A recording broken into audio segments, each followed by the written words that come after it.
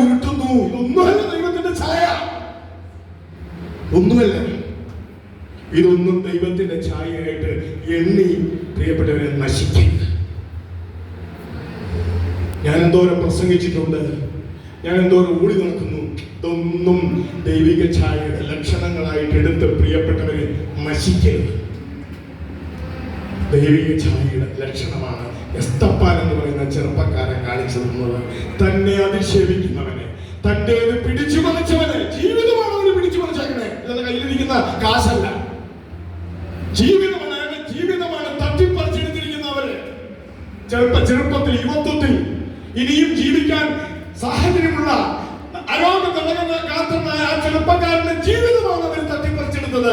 തന്റെ ജീവിതം തട്ടിപ്പറിച്ചെടുത്തിട്ട് തന്നെ ആക്രോശിക്കുന്ന, തന്റെ നേരെ കൈ ഓങ്ങുന്ന ആ മനുഷ്യന്റെ മുമ്പിൽ നിന്നപ്പോ അയാളുടെ ചങ്ക് പ്രണയമൊഴുകി. അയാളുടെ ചങ്കിൽ നിന്നവരോട് ഈ പ്രണയമാണ് ദൈവത്തിന്റെ.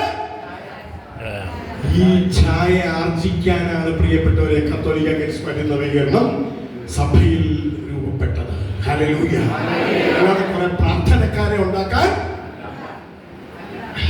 കുറെ പ്രസംഗകരെ ഉണ്ടാക്കാൻ ഈ ഛായ രൂപപ്പെട്ടോ? ഇവിടെയാണ് നമ്മൾ ആത്മശോധന ചെയ്യേണ്ടത്. ഈ ഛായ രൂപപ്പെട്ടോ?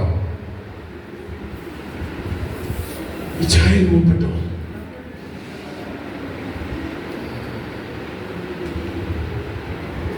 നമ്മൾ ആത്മശോധന ചെയ്യണം, വളരെ വിമർശനാത്മകമായിട്ട് ആത്മശോധന ചെയ്യണം.